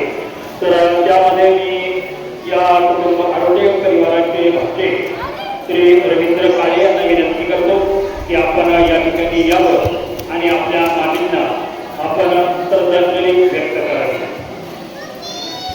श्री रवींद्र काळे. यानंतर शब्दसमानांनी श्रद्धांजली वाहण्यासाठी सौभाग्यवती रामकृष्ण हरी. आज आषाढी एकादशीचा पवित्र दिवस आहे.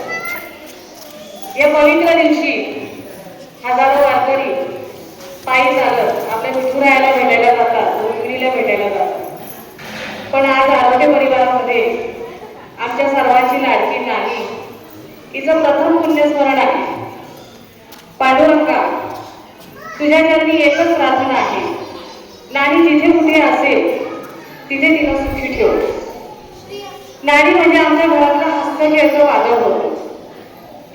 कधी तिच्या चेहऱ्यावर आम्हाला राग दिसला नाही, उसला दिसला नाही किंवा भेदभाव दिसला नाही. आज तिची लेख म्हणून अंतकरण खूप दाटून येतं की नानी इतकी हसरी खेळती बोलकी आमच्याकडून इतक्या लवकर निघून जाईल असं कधी वाटलं नव्हतं. तिने आम्हाला खूप प्रेम, माया, आपुलकी या सगळ्या गोष्टी दिल्या. कधीच आमच्यामध्ये तिने भेदभाव केला नाही का कधी आमचा राग दुसरा केला नाही. अगदी घरात परत माणूस कोणी येऊ किंवा रस्त्याने जाणार एखादा वाटसरू जरी असेल तर कधी त्यांनी तिला उपाशी पाठवलं नाही. आणि नानी बरोबर हा आमचा जोडलेला सगळा आरोग्य परिवार, आम्ही जरी नानीच्या लेकी असलो, आम्ही जरी आमच्या घरी जरी असलो किंवा कुठेही असलो तरी आमच्याशी आमच्या तोंडावरून हात फिरवणं, तोंड करून आमच्याशी बोलणं, मायेने आपुलकीने आमची चौकशी करणं हे प्रत्येक आईला जमतं. आणि आता महाराजांनी जसं आपल्याला सांगितलं की माहेरात आई वडील असतील तर ते माहेर आहे. पण आमचं माहेर असं आहे की आमच्या आई वडिलांच्या पाठीमागे आमचे भाऊ सुद्धा आमच्या आई वडिलांसारखे आमच्यावर माया करतात. ह्याच्यासाठी आम्ही खूप नशिबान आहोत बहिणी की आमच्या आई वडिलांबरोबर आमच्या आई वडिलांचा वारसा आमच्या भावांनी घेतलाय.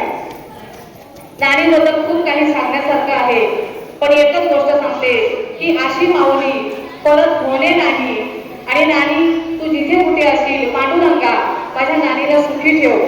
जे काही असेल तिच्या आईच्या आणि पण नानीचं एक होतं, आयुष्य खूप भरभरून जगली. ती तिच्या आयुष्यामध्ये जगत असताना कधीही कोणत्याही गोष्टीची ती तमा बाळगली नाही.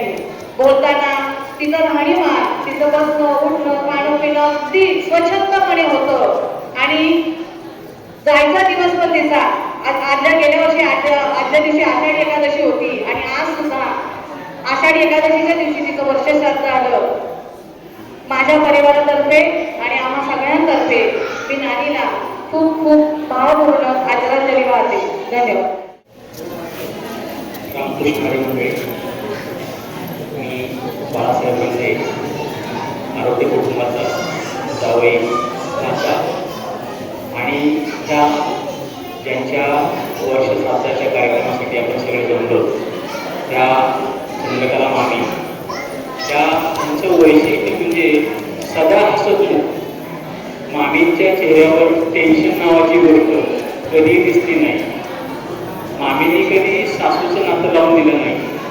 भाचा, मुलगा, जावई अशी 3 नाती मी मामींशी जोडली गेली म्हणून काही हरकत नाही. माझं शिक्षण ब्राह्मणवाड्यात मामांच्या घरी म्हणजेच मामीकडे झालं, म्हणून मामी ह्या माझ्या आई होत्या, मामी होत्या आणि सासूही होत्या. अशा आमच्या मामी आताही तिथे घरी गेल्यानंतर असं वाटतं की कुठे पटकन आवाज येईल कधी आणि आता तो आवाज बंद झाला.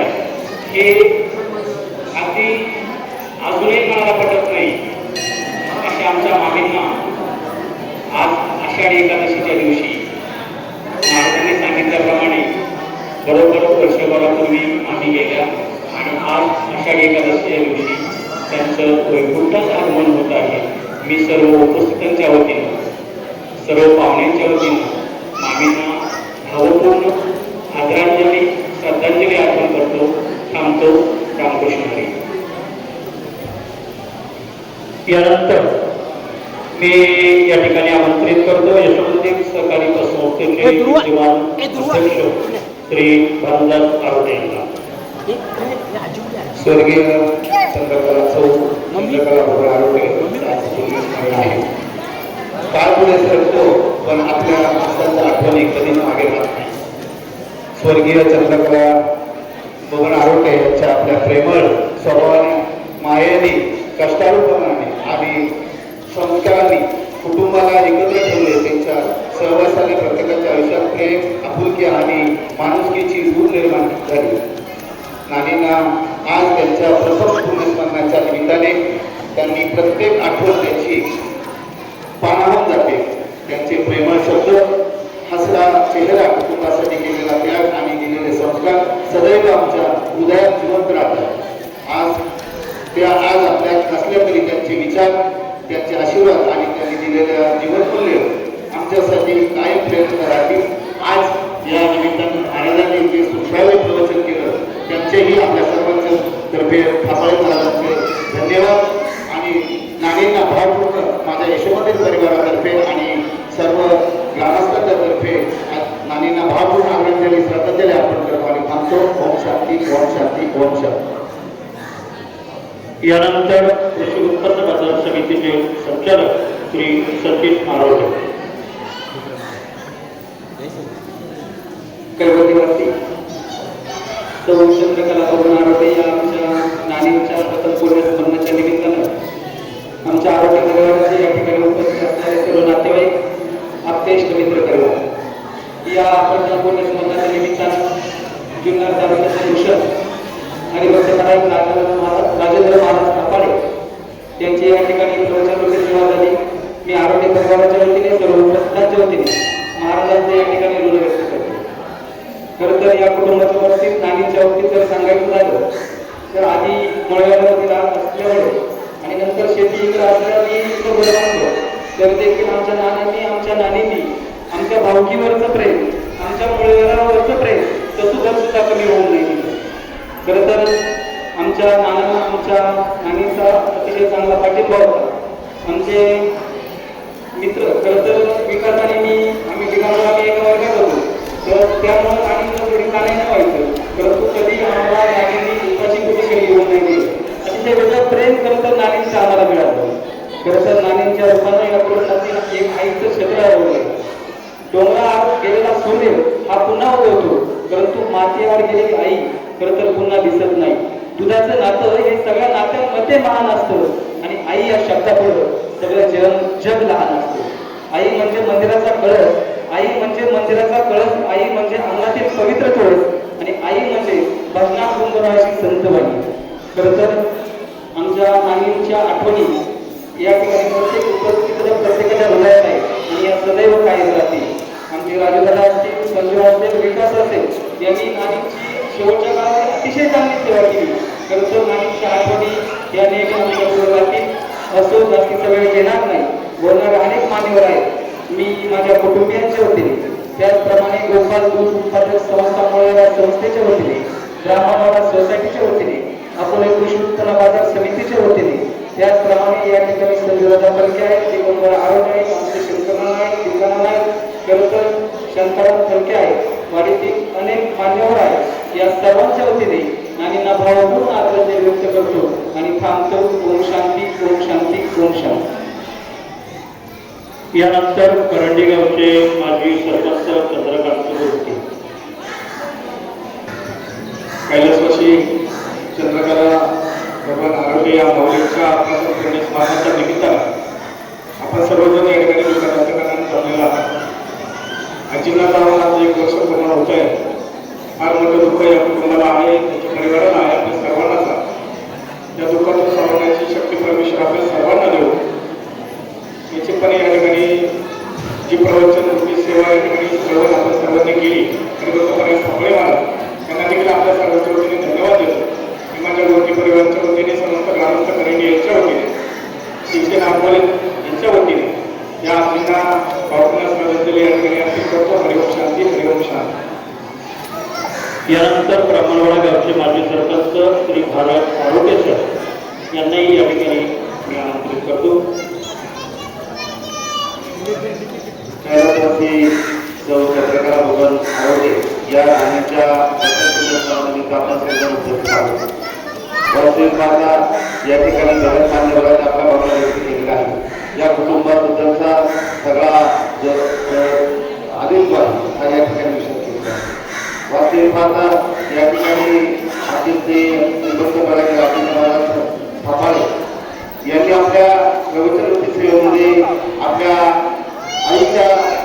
आई ह्या विषयावर अतिशय चांगल्या पद्धतीने विचारलेली काम केलेले आणि आईप्रती असलेल्या आपल्या भावना या ठिकाणी विषय केलेल्या आहेत.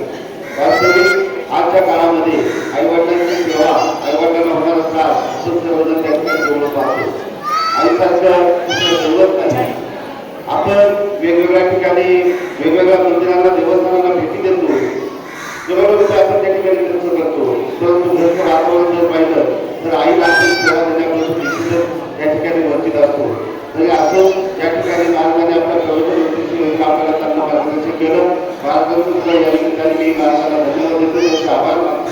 तसेच या माऊलीच्या आपल्या कुटुंबाप्रती असलेलं प्रेम, आपल्या मुलांवर कुटुंबावर केलेले संस्कार आणि आशीर्वाद या कुटुंबाला नेहमीच प्रोत्साहन देत राहतील आणि यापुढे या कुटुंबाला या माऊलीची आठवण आल्याशिवाय राहणार नाही. साथ जरी सुटली तरी सुटली गंज देत राहील. या उक्तीप्रमाणे या माऊलीची उदीव या कुटुंबाला नेहमी भासत राहील. तरी असो किंवा आदर्श अशा मातेला या ठिकाणी भावपूर्ण आदर अर्पण करतो आणि पाहतो. ओम शांती, ओम शांती. यानंतर आरोटे परिवाराचे भाचे ॲडव्होकेट किसनराव हांडे, नोटरी भारत सरकार.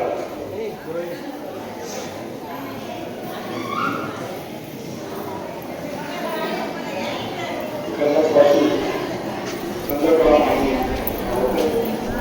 यांच्या प्रथम स्मरणाच्या निमित्ताने उपस्थित असलेले सर्व ब्राह्मण सर्व क्षेत्रातील हजर आहे. जे वरती झालेलं आहे या निमित्ताने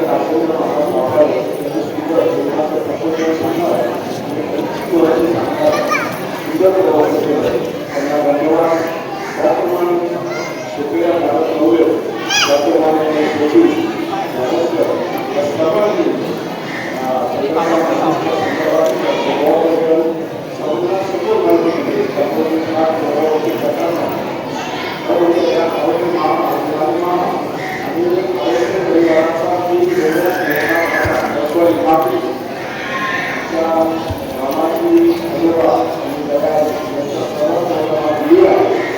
मामाच्या मामाकडून 14 वर्ष आणि 10 समजा हे 10 अपत्य आणि आमच्या आरोग्य मानाच्या सर्व कुटुंबाचे सदस्य संख्या सुमारे 100च्या आसपास आहे. काम करण्याच्या निमित्ताने वेगवेगळ्या ठिकाणी राहत जरी असले तरी त्यांचा योगोपा चांगला आहे आणि आमचे मोठे मामा म्हणजे आरोग्य यांच्या नेतृत्वाखाली सर्व कुटुंब अजून वाटचाल करत आहे. त्याप्रमाणे सामाजिक क्षेत्रामध्ये सहकार क्षेत्रामध्ये आमचे नंतरचे मामा आरोग्य मामा त्याप्रमाणे आमचे विशेष आरोग्य म्हणजे सुखराम आरोग्य यांनी खऱ्या अर्थाने सहकाराचा वारसा पुढे चालवलेला आहे. या सर्व आमच्या महाराष्ट्राच्या बाबाकडे ते 6 जण होते आणि या 6 जणांचं मोठे म्हणजे 200-400 लोकांचं सुद्धा असू शकतं. अशा प्रकारे आमचे शंकर मामा आरोग्य असतील तर सगळे नावं एखादं सगळ्यांनी घेतलेले होऊ शकतं आणि या साहित्य सर्व मंडळी आपापल्या क्षेत्रामध्ये नावाला आलेले आणि मग आमचे धाकटे मामा जे आहे दोघं मामाच्या या आमच्या चंद्रकला मामी यांच्या स्वभावाबद्दल त्यांचा स्वभाव नेहमी आसरा असायचा तो संघटक असायचा सर्व समाजाचं स्वातंत्र्य चांगल्या पद्धतीने करायचा. इतकंच काही आहे या राज्यात सजीव असलेला विकास असतो या सर्व मुलांना चांगले संस्कार केले अगदी गैरसंस्कृतीचे खऱ्या अर्थाने मामांचा मोठा झालेला आहे. आज मामाची सर्व अपत्य हे सर्व क्षेत्रामध्ये चांगल्या पद्धतीने त्यांचे काम करत आहे. अगदी निरक्षर असलेल्या आमच्या अंतिम मोठे मामा यांचे नेतृत्व असं झालं की आता त्यांनी त्यांची मुलं आणि नातवंड फॉरेनपर्यंत पोहोचलेली आहे. म्हणजे अगदी पहिलीपासून फॉरेनपर्यंत किंवा प्राथमिक मूळवेगापासून आणि त्यातून त्या खेळमाळापासून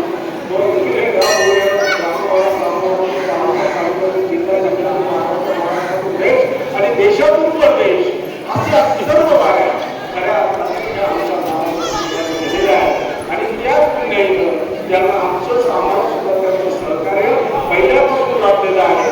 आणि याच मामाच्या आमच्या मामाचे आमचे एक मामा 2022 साली गेले सकाराम मामा हे तर शेतीमध्ये करण्याचा आपल्या असायचा सर्वांमध्ये विसरायला करण्याचा असायचा सर्वांना बांधून ठेवण्याची कला सांगितली आणि त्यांचे ज्येष्ठ आमच्याकडे सरकारी काम करत असताना मित्र राहतात त्यांनी राज्याच्या म्हणजे राज्याच्या संस्थांच्या कर्मचाऱ्यांचे नेतृत्व करतायत कार्याध्यक्ष होते. आता अनंतराव आरसुरेच्या महाराष्ट्र राज्याच्या राज्यभर काम करत आहेत. तर या असल्यापासून तर आज सांगायला तर त्या संस्थेमध्ये एकमेव श्रेष्ठ संचालक आहेत आणि म्हणून हे सर्व कशामुळे होत आहे आणि हे संकल्पना आहे आणि त्यामुळं या गावामध्ये जे आरोग्य कुटुंबियांचं सगळ्यांचं मोठं योगदान आहे. आमचे भारताचे आरोग्यासाठी करत आहेत. खरं म्हणजे ही सगळी मंडळी सगळे आरोग्य मंडळी हे सगळे माझे मामा मंडळी काही मामा लागतात तर काही मिळवले लागतात काही मावसा लागतात. अशा पद्धतीचे कुटुंब आहे कुटुंब आहे या म्हटल्या कुटुंबातून आमच्या नानी म्हणजे मामी त्या घरामध्ये लवकरच गेल्या त्यांच्या जाग्यानुसार सगळ्यांनाच काही चालत नाही त्यांनी तो आदर्श निर्माण केला त्या आदर्श चालेल याबद्दल मला अभिमान आहे. आमच्या नानीच्या घरामध्ये अशा एखादी शिक्षा पवित्र दिनाच्या दिवशी त्यांचं पुण्यस्मरण होतंय म्हणजे महाराजांनी सांगितल्याप्रमाणे ते वैदिकाला पोहोचलेले आहेत आणि आपणही खऱ्या अर्थाने प्रत्येक माणूस वैदिकापर्यंत पोहोचणार आहे. परंतु त्या सांगताना त्या वैकुंठवारीमध्ये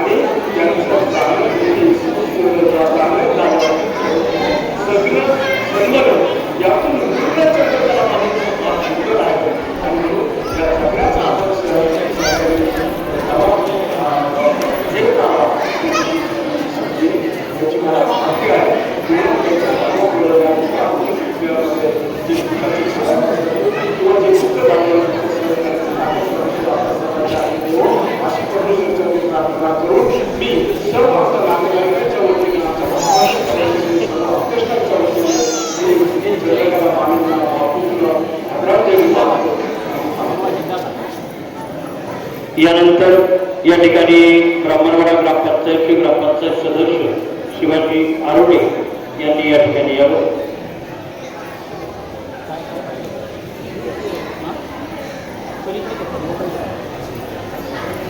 स्वर्गीय चंद्रकला नाण्यांच्या प्रथम पुण्यस्मरणाच्या निमित्तानं उपस्थित आरोग्य परिवाराचे सर्वाध्यक्ष नातेवाईक पैलवान.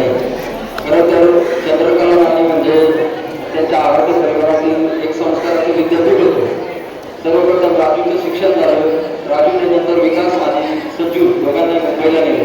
अतिशय चांगल्या पद्धतीनं त्यांचे मुंबईमध्ये सेटल झाले. जेव्हा नाणे आजारी पडली, राजूने खूप प्रयत्नाची पराकाष्ठा केली, परंतु काही गोष्टींना इलाज नसतो. शेवटी 1 वर्षभरापूर्वी नाणेचं निधन झालं आणि राजूचं, संजूचं आणि विकासचं मातृक्षेत्र हरपलं.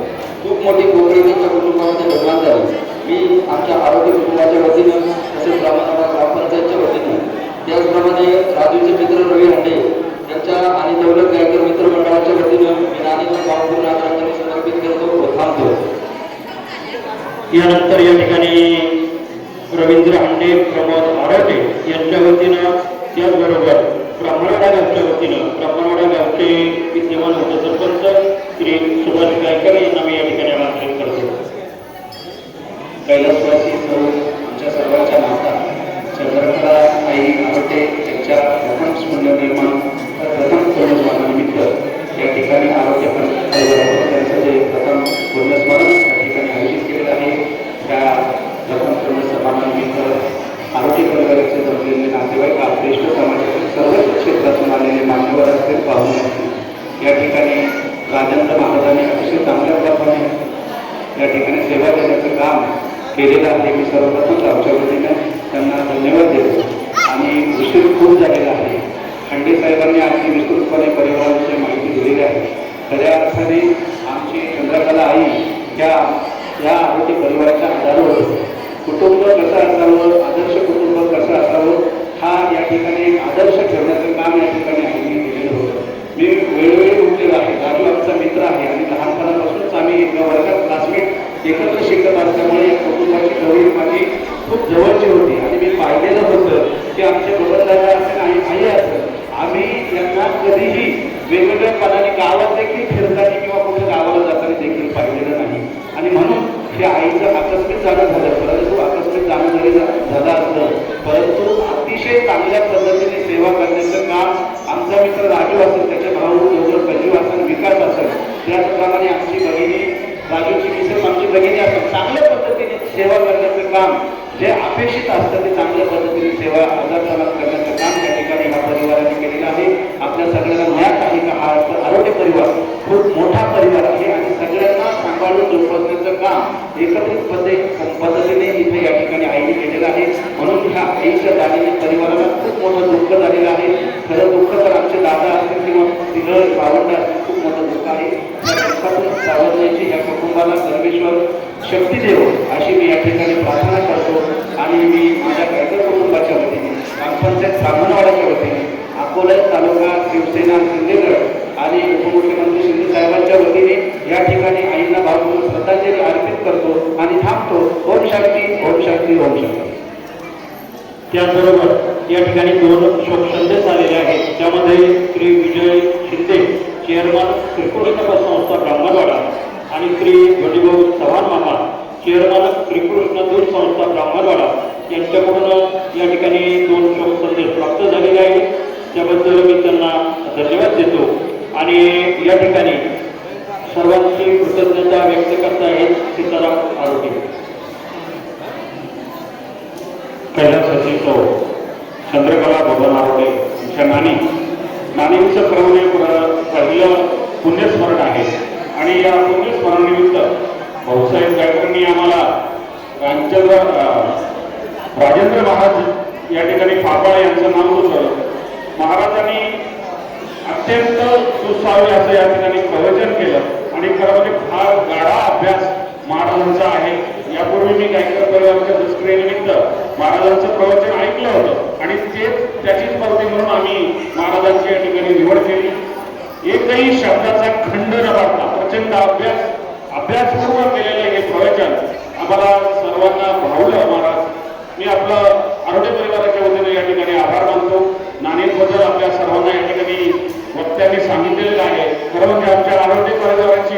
ही पाठी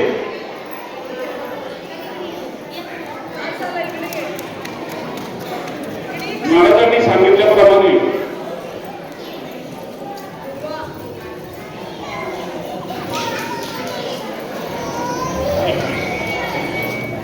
वैकुंठवासी झालेली आहे. नानी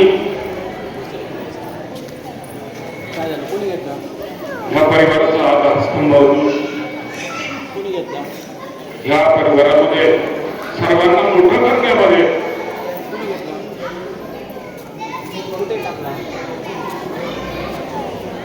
माझा वाटा होता. आमचा सर्व आरोग्य परिवार या नानीच्या जाण्यानं सर्व जणांना अपार दुःख झालेलं आहे. मी ठकारा माझ्या आरोग्य परिवाराच्या वतीनं आपण या आमच्या दुःखामध्ये सहभागी होण्यासाठी आला.